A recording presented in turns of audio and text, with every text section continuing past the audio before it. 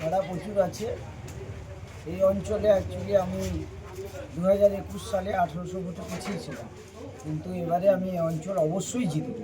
দাদা জিতেই আমাদের যে কর্মীরা আছে তারা অত্যন্ত পরিশ্রমী, আমাদের কার্যকর্তারা অত্যন্ত ভালো কাজ করছেন, মানুষের ধরে ধরে ইতিমধ্যে তারা পৌঁছেওছেন, আমরাও যাচ্ছি, প্রচুর সাড়া আছে এবং এটা আমরা জিতেই দেখাবো। দাদা আজকে প্রচারের মাঝে দাড়ি কামাতে দেখা গেল আপনাকে, কি বলবেন?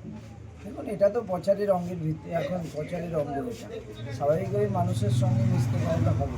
কিন্তু যেটা অভিযোগ উঠছে যে প্রার্থী জেতার পরে আর সাধারণ মানুষের কাছে আসে। আরে আমি হারার পরে 4.5-5 বছর আজকে আছি, জেতার পরে তো থাকবোই, হারার পরেই আছি। কে হারার পরে আছে বলুন?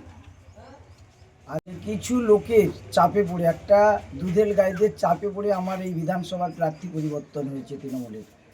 স্বাভাবিকভাবে তাদের রাজত্ব যাতে এই অঞ্চলে না হয় সেজন্য আমাদের সাবধানী হতে হবে।